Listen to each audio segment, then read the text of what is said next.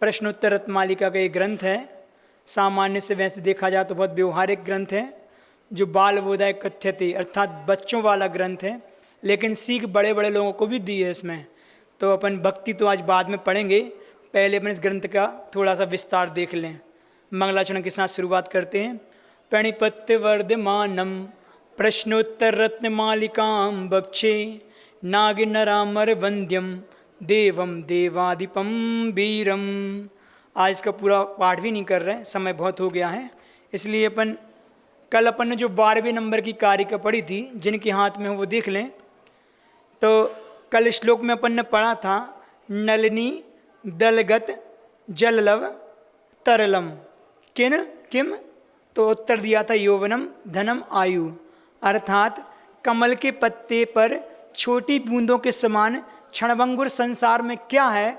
तो आचार्य महाराज के 3 चीज़ें बहुत क्षणभंगुर हैं। कौन कौन सी? यौवन, धन और आयु। ये 3 चीज़ कभी भी स्थिर नहीं रहती। जिसको हम अपना स्थिर मानते हैं, जिन पर हम विश्वास होता है, सबसे पहले यही चीज़ हमें सबसे पहले धोखा देती है। हमारी जवानी, हमारी किशोर अवस्था कब चली जाती है हमें विश्वास ही नहीं होता। हमारे बाल कब काले सफ़ेद हो गए एहसास ही नहीं होता। और बूढ़े होने के बाद भी हमें ऐसा लगता हम जवान हैं। जब तक इंद्रियां साथ देती हैं, हर व्यक्ति सोचता है कि अभी तो मेरे अंदर बहुत दम है। क्यों महाराज जी? पेट में आंत है, मुंह में दांत है, बूढ़े कहाँ से हो गए? लेकिन ध्यान रखो कि अपने समय से अपन देख लें, 22 वर्ष 20 वर्ष की उम्र में जो इंद्रियां साथ देती हैं, जो शक्ति काम करती है बलवीर, वो 40 में नहीं करता, और जो 40 में करता वो 60 में नहीं करता।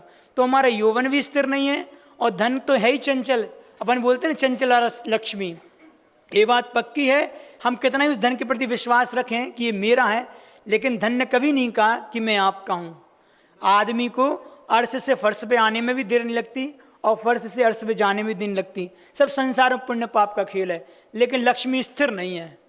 ठीक है ना? एक बहुत अच्छी कहानी याद आती है, सुना दे रहे लक्ष्मी को लेके। अपन जिनको संसार में धन वैभव कहते हैं, एक बार क्या हुआ, लक्ष्मी जी पृथ्वी लोक पर मध्य लोक के लोगों से बहुत रुष्ट हो गई। बहुत अंदर से उनको पीड़ा थी, और वो छोड़ के आप लोगों को कहाँ चली गई? सीधे ब्रह्म लोक में ब्रह्मा जी के पास। अब ब्रह्मा जी के पास पहुँची और वो शिकायत करती कि मुझे कहीं नहीं जाना, मुझे मनुष्य लोक में नहीं जाना। क्यों? क्योंकि लोग मेरा दुरुपयोग करते हैं। आपने मुझे पहुँचाया था, लेकिन लोग मेरा वैष्णव में और अपने गलत कार्यों में मेरा उपयोग करते हैं, मुझे उनके बीच में नहीं जाना। तो ब्रह्मा जी कहते हैं कि तुम्हारा स्थान तो वहीं है, तुम्हारे यहाँ कोई स्थान नहीं है, स्वर्ग में तुम्हारी कोई आवश्यकता नहीं है, तुम्हारी आवश्यकता तो मध्य लोक के मनुष्यों के लिए है, तुम उन्हीं के बीच में जाओ। लक्ष्मी कहते हैं चाहे कुछ हो जाए हम उनके बीच में तो नहीं जाएंगे, आप कुछ भी कहें। ब्रह्मा जी कहते तुम्हें तो वहीं जाना पड़ेगा, हमारे यहाँ पे कोई स्थान नहीं है। तो लक्ष्मी जी जब नहीं मानती बार बार कहने पर भी, तो ब्रह्मा जी कहते हैं कैसे उपाय देखें, कुछ तो उपाय सोचना पड़ेगा। तो ठीक है, तुम ऐसे लोगों के पास चले जाओ जो तुम्हारा दुरुपयोग ना करें, और जो संसार में सबसे पुण्यशाली हूँ, मनुष्य लोक में जो सबसे पुण्यशाली जीव हैं, तुम उनके पास चली जाओ। तो लक्ष्मी जी कौन है ऐसे? तो उन्होंने कहा कि संसार में सबसे पुण्यशाली तो दिगंबर मुनि हुआ करते हैं, मुनियों बराबर पुण्य किसी का नहीं होता, तुम उनके पास चली जाओ। तो ब्रह्मा जी की आज्ञा से और उनके आदेश से वह लक्ष्मी जी वहाँ से उठती हैं और सीधे नीचे आके साधु के पास पहुँच जाती हैं। साधु के पास आती हैं और साधु से कहती हैं कि भगवान हमें आपके चरणों में स्थान चाहिए। साधु कहता है नहीं, हम तुम्हें स्थान नहीं दे सकते, नहीं, हमें तो ब्रह्मा जी ने आपके पास पहुँचाया है, आपको स्थान तो देना पड़ेगा। नहीं नहीं, साधु कहते हैं तुमको तो छोड़ के हम यहाँ आए हैं, तुम्हें सबसे पहले छोड़ा था, तो आज यहाँ के बैठे, हम तुम्हें स्वीकार कर लेंगे, तुम साधु नहीं रहेंगे, इसलिए तुम्हें साधु हम स्वीकार तो नहीं कर सकते। वो कहते मुझे तो आज्ञा और आदेश मिली है कि आपके पास ही रहना है, आप कुछ भी कहें। अब साधु ने सोचा जैसे ब्रह्मा जी ने पल्ला झाड़ा है तो हम भी पल्ला झाड़ें, कैसे इसको करें? तो ठीक है, ब्रह्मा जी ने हमारे पास भेजा ना। क्यों भेजा है? क्योंकि सबसे पुण्यशाली पर्याय होती है रत्नत्रय के धारण साधु प्रविष्टि की। तो कोई बात नहीं, तुम्हें हमारे पास भेजा है, तो वो भी कम पुण्यशाली नहीं है। कौन? जो हमें मानते हैं, जो इस दिगंबर साधु को मानने वाले भी कम पुण्यशाली नहीं है, इसलिए तुम एक काम करो, उनके पास चली जाओ। तो आज वह लक्ष्मी जी उठ के किसके पास आ गई? आप लोगों के पास आ गई। इसलिए कहते हैं इसलिए कहते हैं कि तुम्हारे पास जो दौलत है ना, वह इन गुरुओं की और इन प्रभु की बदौलत है, इसलिए उनका उपकार हमेशा मानो। ये धन किसका है? हमारा नहीं है। और ये जो आदमी जिसकी मानकसाएं मंद होती है, अपने जीवन की सफलता का श्रेय अपने ऊपर नहीं लेता। किस पे लेता है? वो हमेशा कृतज्ञता ज्ञापित करती है अपने बड़े बूढ़ों का। आज मैं सफल हूँ, आज मैं पैसे वाला हूँ या सुखी हूँ, तो मेरे बड़े बूढ़ों का, मेरे गुरु का, मेरे भगवान का, मेरे आराध्य का, इसके पीछे क्या है? एक हाथ है, उनका आशीर्वाद है। तो हमेशा ये कृतज्ञता बनी रहे कि आज मैं सुख संपन्नता का जीवन जी रहा हूँ, सुखी हूँ, पुण्य से एक वैभवशाली पर्याय मिल गई मनुष्य की, उसमें उच्च कुल जैन कुल मिल गया है, तो मेरा दायित्व होता है कि अपनी संपत्ति का सदुपयोग करें।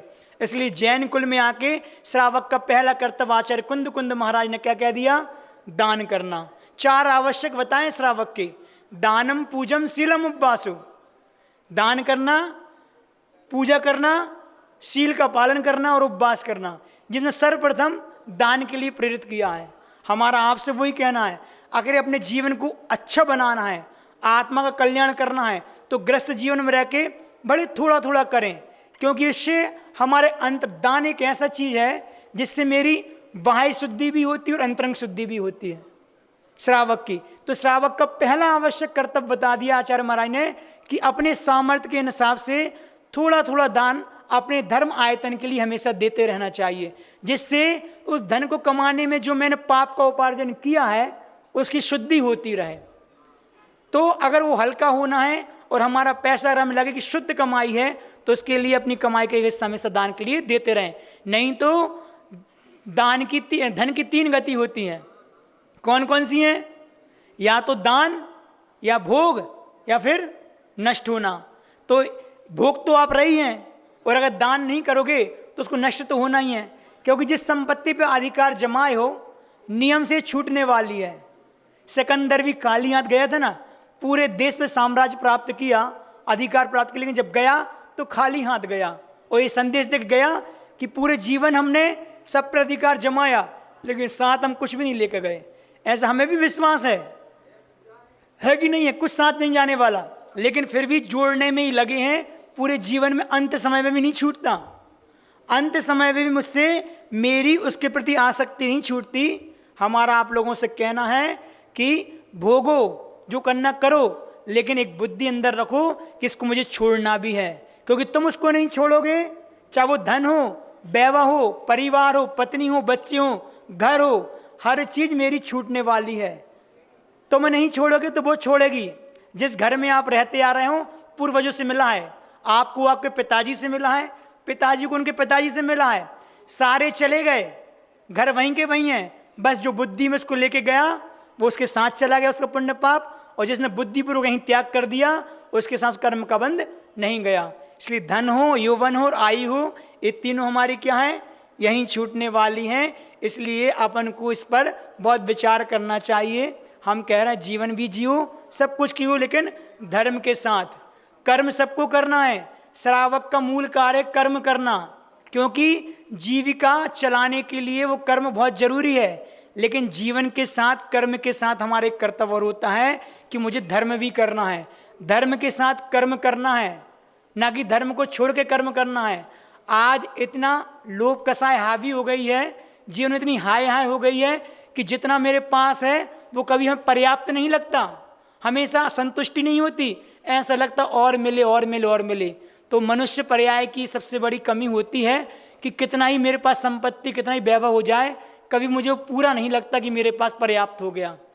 इसलिए अपने जीवन से संतुष्ट रहना ही हमारे लिए बहुत बड़ी उपलब्धि, वही मेरी सफलता है। तो न धन के पीछे भागना है, न जवानी की ओर देखना, बस यह है मिला है शरीर, यौवन मिला है, इंद्रियां मिली हैं, तो इसको के लिए विषय भोगों में न लगा के धर्म के क्षेत्र में भी मेरी भूमिका होनी चाहिए। दूसरा प्रश्न पूछा था हमने, केशधर कर निकरा, अर्थात चंद्रमा की किरणों के समूह के समान अनुकर करने वाला। जैसे हर व्यक्ति चंद्रमा को किसी न किसी उपमा में देता है, तो मुझे किसके जैसा जीवन जीना चाहिए, कौन मेरा आइडल हो, तो उन्होंने लिखा है कि सज्जन पुरुष ही मेरा आदर्श होना चाहिए। सज्जनता के कई मायने कल अपन ने बहुत विस्तार से इस विषय में बात की थी।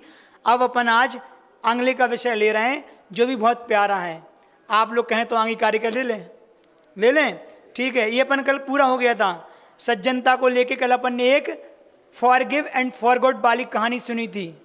याद है किसी? कौन बैठा था कल अपन ने बोला था कि हम क्षमा तो सबको करते हैं, सज्जन वही है क्षमा तो सब कर देते हैं, लेकिन क्षमा करने के साथ उस बात को भी भूल जाना। हाँ देखो, वो इतनी देर बैठ गए ना, कोई विशेष पुण्यात्मा जीव हैं कि जिनवाणी के उन्हें 2 शब्द सुन लिए, भले को समझ में नहीं आया लेकिन उनकी बेकार नहीं जाने वाली। देखो, ये अपनी धर्म की विशेषता है कि लौकिक पढ़ाई भले पढ़ो तो हो सकता है स्कूल कॉलेज की पढ़ाई हम आगे चल के भूल भी जाएं और नए जीवन में काम भी ना आए, लेकिन धर्म क्षेत्र में प्राप्त हुआ एक अक्षर का ज्ञान भी हमारे साथ जाता है। ये उनके आंगने वाले जीवन में आत्म कल्याण के विकास में कारण बनेगा। और वे भव्यात्मा है क्योंकि उन्होंने नियम भी लिया, साधु को नमस्कार भी किया और 4 बात सुनी भी। अब इसका फल उनको नियम से, मुझे तो विश्वास है कि ये केवल ज्ञान को ही प्राप्त करेंगे। इतना कठिन नहीं है भगवान बनना, बस थोड़ा सी श्रद्धा गुण की पर्याय पैदा हो जाए। उनको लगे कि नहीं ये मॉन्क है, मॉन्क मतलब ये साधु हैं, साधु को मॉन्क बोलते हैं इंग्लिश में, तो उन्हें पता है ये साधु हैं और ये जीवन जी रहे हैं कठिन वाला, इनको मेरा नमस्कार हो। इतनी ही श्रद्धा में पर्याप्त है। इतनी श्रद्धा हमारी गाड़ी नहीं हो पाती जितनी उनकी हो गई, इसलिए अपन को उनको भी धन्यवाद देना चाहिए। तो सज्जनता की पहचान है कि वो गलती करने वाले को क्षमा भी करे और उस गलती को भी भूले।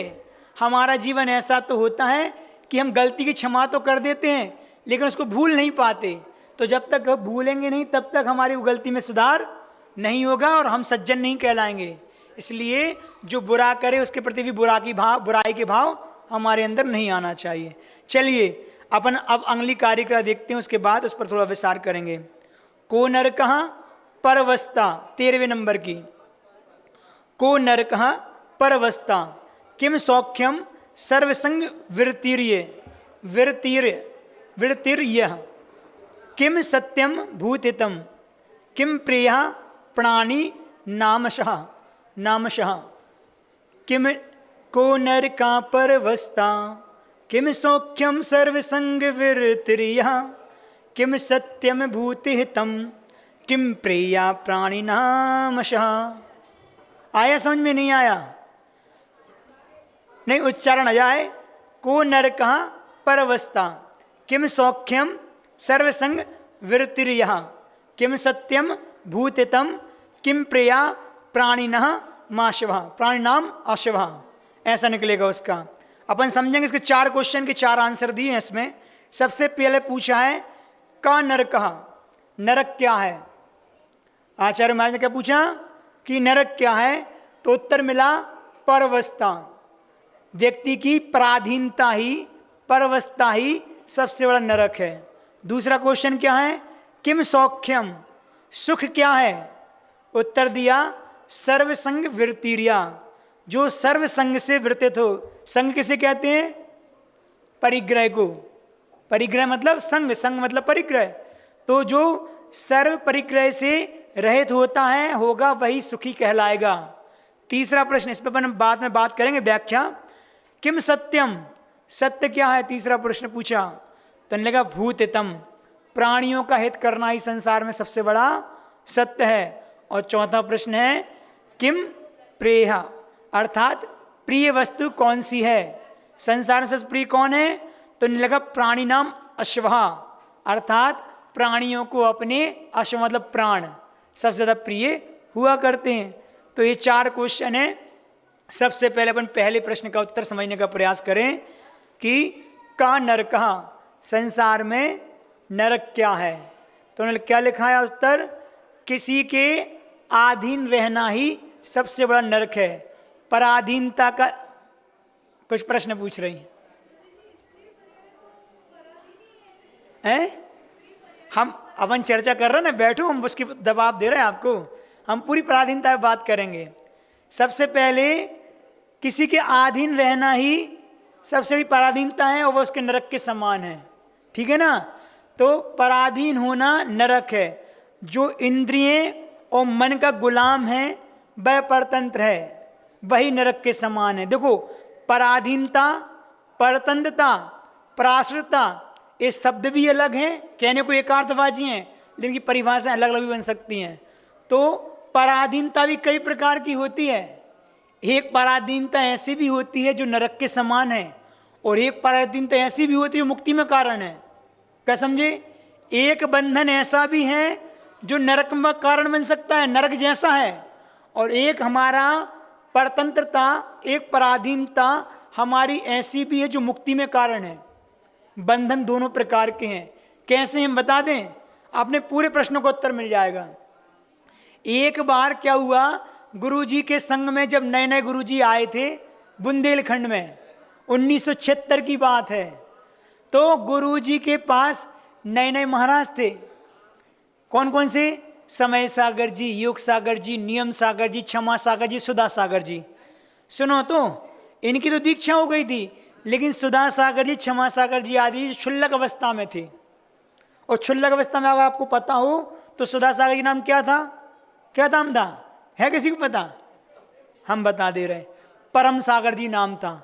आप लोगों को पता ही नहीं होगा, वे क्षुल्लक भी थे, है ना, और परम सागर जी नाम था। तो गुरुजी से एक पंडित जी बहुत जुड़े थे शुरू में। कौन से पंडित जी? बहुत विख्यात साहित्य सिद्धांताचार्य पंडित श्री कैलाश चंद जी। सिद्धांत जो थे ना, मतलब बहुत बड़े पारगामी थे, और बहुत सूक्ष्म अध्ययन था, और बहुत कठोर कट्टर पंडित थे वो कैलाश चंद। उन्होंने गुरुजी को भी स्वीकार किया, तो उनकी परीक्षा करके लिया। उनकी परीक्षा की थी क्योंकि उनके विश्वास था कि पंचम काल में साधु नहीं होते। वो कहते थे कि हम मात्र 5 परमेष्टि में 2 परमेष्टि को नमस्कार करते थे। कौन कौन से 2? अरहंत और सिद्ध। हमने कभी विश्वास नहीं किया कि वर्तमान में साधु परमेष्टि भी होते हैं, कि आचार्य परमेष्टि होते हैं। लेकिन जब उनने गुरुजी के दर्शन कहाँ किए? अजमेर में कहीं किए। किनके साथ किए? पंडित जगन मोहन दास शास्त्री के आग्रह पे आए थे। वो आ नहीं रहे थे, साधु नहीं होते, मुझे नहीं आना, लेकिन वो गए। उनने बुलाया, क्या ठीक है, हम आप बोल रहे हो, आपके आग्रह पे हम 2 घंटे के लिए आएंगे। तो वो गुरुजी के दर्शन करने गए, तो गुरुजी स्वाध्याय कर रहे थे दोपहर के समय। तो गुरुजी जब स्वाध्याय करते, तो आज भी गुरुजी की एक आदत है कि वो नज़र उठा के नहीं देखते, पढ़ते हैं तो वैसे पढ़े रहेंगे, कोई कितना बड़ा आसामी क्यों ना जाए। तो उनने नमोस्तु किया, गुरुजी ने ध्यान नहीं दिया। वो आधा घंटा पौन घंटा तक वहाँ बैठे रहे, लेकिन उनकी वर्णनाएं कहो, उनकी पॉजिटिव एनर्जी का, उनका ओरा कहो, उससे इतने प्रभावित हुए, उनके अंदर के जो मल था, जितनी भी अंदर की जो दुविधा थी, सब शांत हो गई। और फिर जब उनने उसके बाद गुरु ने स्वाध्याय बंद किया, तो पंडित जी ने परिचय कराया कि देखो ये कैलाश चंद जी हैं। तो गुरु जी बड़ी सहजता बोलते हैं कि हाँ, बहुत अच्छा नाम तो सुना था, आज ये आ भी गए। उनकी वाणी का प्रभाव कहो, उनकी वर्णना कहो, उनको इतना अच्छा लगा। वो 2 घंटे के लिए आए थे, 3 दिन रुके थे वहाँ पे। फिर 2 ही टाइम खूब चर्चा की, इतने संतुष्ट हुए। फिर उनने वहाँ से जाके, क्या हो गया,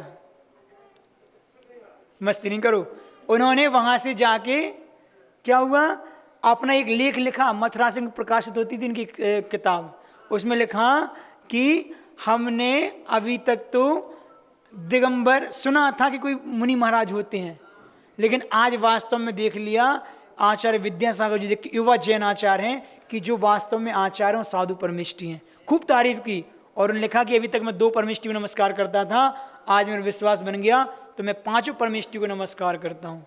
तो ऐसे वो कैलाश चंद जी, तो फिर वो जब वो जुड़े तो उसके बाद जब वो आने लगे संघ में, तो सुधा सागर जी महाराज की दीक्षा हुई, क्षुल्लक अवस्था में थे। तो उन्हें कौतुकवश मजाक में उनसे एक प्रश्न पूछ लिया। क्या प्रश्न पूछ लिया? कि महाराज एक बात तो बताओ। देखो, डिस्टर्ब नहीं करो, ध्यान से सुनो। उन महाराज जी से पंडित जी ने पूछा, सुनो, पंडित जी ने पूछा कि महाराज जी एक बात बताओ कि आप साधु बने हो? कि हाँ, साधु बन गए। किस लिए बने हो? मुक्ति प्राप्त करनी है।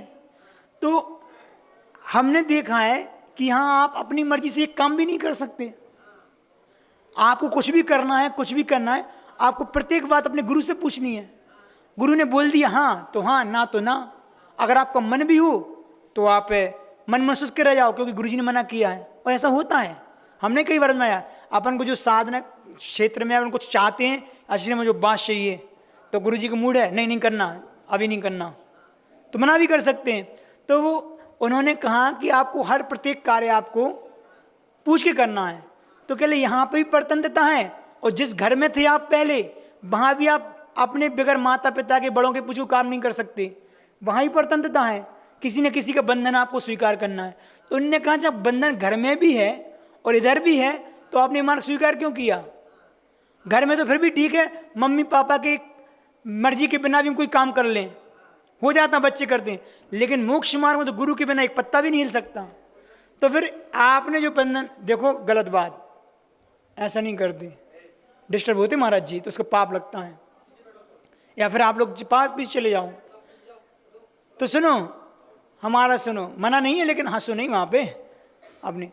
तो उन्होंने कहा कि ये बंधन है, तो घर में भी बंधन है, बंधन है, फिर ये मुक्ति का मार्ग कैसे कहलाया? आप यहाँ अपनी मर्जी से कुछ नहीं कर पाते, तो फिर कैसा मोक्ष मार्ग? उन्होंने पूछा।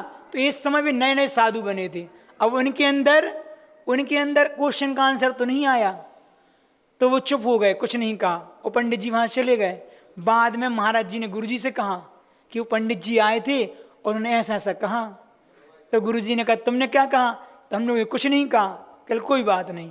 फिर बाद में पंडित जी गुरु जी के पास आए, तो गुरु जी से कहते उनसे, क्यों पंडित जी, क्षुल्लक महाराज से क्या बोल रहे थे आप? तो कहते हम सही तो बोल रहे थे गुरु जी, जिस स्वतंत्रता के लिए यहाँ पे आए हैं, अगर वो स्वतंत्रता यहाँ भी ना मिले तो फिर यहाँ और घर में क्या अंतर है? तो गुरुजी ने फिर बहुत अच्छा जवाब दिया, और गुरुजी ने बहुत अच्छी लाइन कही। क्या कही? कि सूरज में भी लाली होती, नहीं सूरज में नहीं, संध्या में भी लाली होती, प्रभात में भी लाली होती। संध्या में भी लाली होती, प्रभात में भी लाली होती, एक जगाती एक सुलाती, कितने अंतर वाली होती। क्या समझे? उत्तर मिल जाएगा बहुत सपन्ना। उन्होंने कहा सूर्य तो एक है, लेकिन संध्या वेला का सूरज कुछ अलग है और प्रभात का अलग है। वही लालिमा है, वही वाल सूर्य है जो एक कलर होता है, लेकिन अंतर बहुत होता है। एक तो उठाने वाली है और एक सुलाने वाली है। उन्होंने कहा मोक्ष मार्ग की पराधीनता, मोक्ष मार्ग का बंधन आपको जगाने वाली कल्याण में कारण है, और गृहस्थी का बंधन हमारे लिए संसार में रोकने का कारण है। तो ये है। अब अपन अगर ये कहें, घटाएं कि महाराज जी अब स्त्री पर्याय में भी बंधन है, तो आप अकेली स्त्री पर्याय को ना कहें, बंधन तो सारी सब जगह है। बंधन कहो, मर्यादा कहो, पराधीनता कहो, ये बंधन हमारा जो गृहस्थी में आता है, लोक व्यवहार में, इस बंधन को हम क्या है, पराधीनता ना कह के मर्यादा कह सकते हैं। अगर ये मर्यादा ना रहे तो फिर व्यवहार ही न चले। तो स्त्री पर्याय पराधीन होती है, वो सहगामिनी होती है, उसके ऊपर दायित्व बहुत रहता है, उभय कुल वर्धिनी होती है, अपने इस कुल के वर्धन को बढ़ाने वाली भी होती है, वैभव को, और नए परिवार को भी होती है, इसलिए उस पर दायित्व ज़्यादा रहता है। और स्त्री पर्याय में उसका सबसे बड़ा गुण होता है एक लज्जा, पुरुष का नहीं होता। क्वेश्चन पूछते हैं ये लोग विदेशी आके, हाँ आप तो न्यूड हैं, हाँ आप तो नग्न हैं, लेकिन स्त्री भी तो आपकी मॉन्क होती हैं, वो क्यों नहीं होती?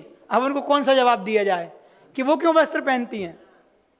सबसे बड़ा गुण होता है लज्जा का, वो स्त्री पर्याय में होता है, इसलिए आपका दायित्व ज़्यादा रहता है। अगर आप वो पराधीनता बंधन स्वीकार नहीं करेंगी तो आपका वह जीवन स्त्री पर्याय वाला रहेगा ही नहीं, समाज में उसके लिए कोई स्थान ही नहीं है। उससे आपका आचरण दिखता है, आपकी चर्या दिखती है, आपका सम्मान होता है, इसलिए वो बंधन है। और बंधन को सबने स्वीकार किया है। पुराने समय में उन महापुरुषों की स्त्रियों ने भी स्वीकार किया है, तभी उनके आगे एक टैग लगा है सती का। लगा नहीं लगा? सीता के जीवन में इतना उपसर्ग आया, लेकिन अपना उल्लंघन नहीं किया। वो चाहती तो कर सकती थी। रावण कोई छोटी मोटी चीज नहीं थे, और रावण कोई मतलब भयंकर रूप नहीं था, सर्वांग सुंदर थे, जिनकी 18,000 रानियां थीं, और वो रानियां कोई छोटी मोटी भी नहीं थी, अच्छी अच्छी देवियां थीं, देवियों समान थीं। और सीता अगर शीलवती नहीं होती और कोई स्त्री होती कब की फसल जाती। उसके सोने की जो लंका थी वो देख के आओ, अच्छे अच्छे का मन डोल जाए। लेकिन मजाल है क्योंकि उसके जीवन में वो उसने आदर्श को जीवन में और मर्यादा को बनाए रखा, क्योंकि मर्यादा पुरुषोत्तम की पत्नी थी वो। तो ये चीज़ें हमारे लिए सीखने में आती हैं कि कितनी ही जीवन में कितनी गलती क्यों ना हो, कितना भी परेशानियां क्यों हो ना हो, लेकिन हम अपने कभी भी बंधन को अपने उसको उल्लंघन नहीं करेंगे। और वो कहीं ना कहीं मर्यादा ही तोड़ी। कहते ना, लक्ष्मण को वहाँ भेज के लक्ष्मण रेखा का उन्होंने उल्लंघन ही तो किया, तो बाधा में आ गई। तो स्त्री को अगर रहना है तो वो कहीं ना कहीं उस बंधन को स्वीकार करना होगा। मोक्ष मार्ग में भी साधु एकल विहार कर सकता है, सुनो, लेकिन स्त्री के लिए आरिकाओं के लिए निषेध किया है। वो 2-4 के संग में ही रहेंगी, कभी अकेली विहार नहीं कर सकती, अकेली आहार के लिए नहीं निकल सकती। तो ये सारी चीज़ें हमारी स्वीकार करना है। अगर बच्चों की बात करें, अगर वो बंधन बच्चों के भी ना आए, वह पराधीनता, तो देखो कितना विप्लव हो जाए। और आज वही हो रहा है। आज बच्चे इतने उद्दंडी हो गए हैं, इतने स्वाधीन हो गए हैं कि उनकी स्वाधीनता उनको बिगाड़ने में, संस्कारों से रहित करने में कारण बन रही कि नहीं बन रही। आज हमने उनके शौक करने के लिए सब कुछ दे दिया उनके हाथ में। हमने मोबाइल भी दे दिया, हमने गाड़ी भी दे दी, हमने विषय भोग के लिए उनकी जेब में पैसे भी दे दिए। तुम बेटा जो खाना खाओ पियो मौज मस्ती करो। ये सारी चीज़ें उनकी स्वतंत्रता मिलने से उनकी स्वतंत्रता छिन गई। ये स्वतंत्रता मिलने से वह स्वतंत्रता छूट गई जो आत्म संबंधी थी। तो ये चीज़ हमारे लिए ध्यान रखने हुए, तो वह पराधीनता हमारे लिए नरक का कारण बनती है। उस पराधीनता से कभी भी जीव को सुख नहीं मिलता, हमेशा हम दुख का ही वातावरण बनाएंगे। बातें और भी बहुत सी थी, लेकिन समय अपनी गति से बढ़ता है तो मुझे ध्यान रखना पड़ता है घड़ी का। इसलिए कल इस विषय में और विचार करेंगे कि पराधीनता कैसी होती है और पूर्व में कैसी पराधीनता के कारण हमने कितना कष्ट झेला। भारत 200-150 वर्ष तक कितना पराधीन रहा अंग्रेजों के, उसके पहले मुगलों के शासन में। इस बात को लेकर हम कल बात करेंगे। लेकिन बंधन तो हमें हर चीज़ में स्वीकार करना ही होता है। आप हर क्षेत्र में देख लें, आप असंयम के क्षेत्र में, व्यापार में भी अगर बंधेंगे नहीं तो आपका कल्याण नहीं होगा, लाभ नहीं होगा। आप गाड़ी चलाते हैं तो हमें एक बंधन चाहिए। अगर बंधन से रहित हो जाएंगे तो गाड़ी आप चला ही नहीं पाएंगे, आपका एक्सीडेंट हो जाएगा। तो ये सारी चीज़ें कहीं ना कहीं हमारे लिए सोचने को विचार करना चाहिए। आज इतना ही पर्याप्त है। अपन कल और इस विषय में बात करेंगे और इस विषय को आगे बढ़ाएंगे। आज भक्ति तो नहीं करी, लेकिन अपन भजन करके इसको पूरा कर लेते हैं। भजन तो जरूरी है ना। कौन सा भजन सुना दें?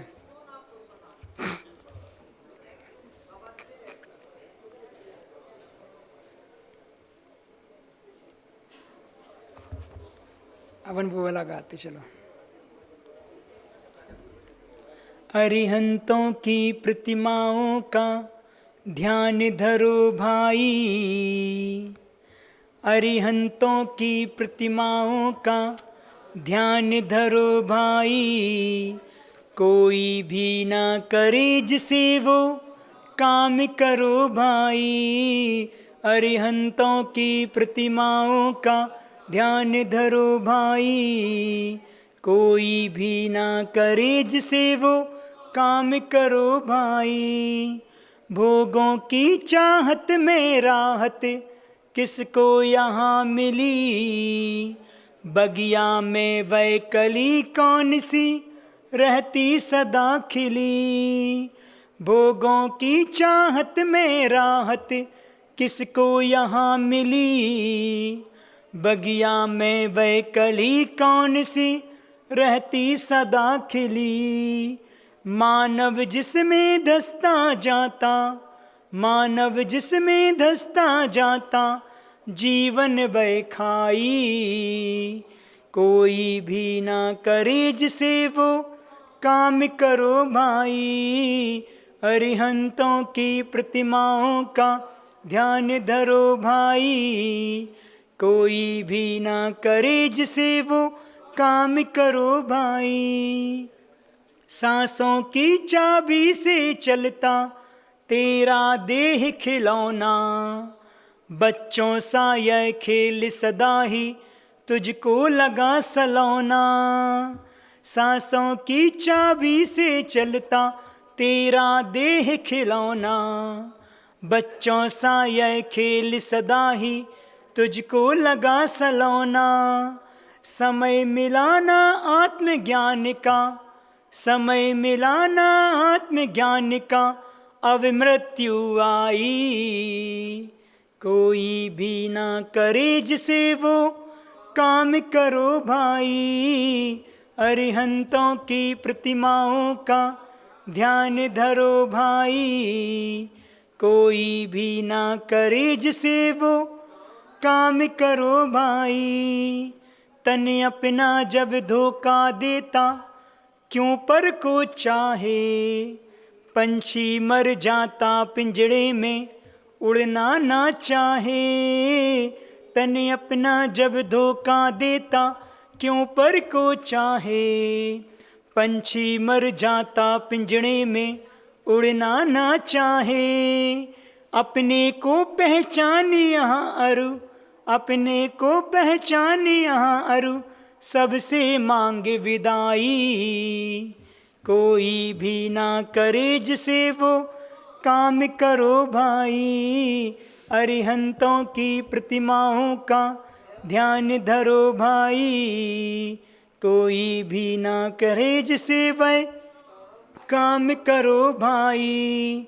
यदि तू चाहे नहीं डूबना इस भव सागर में।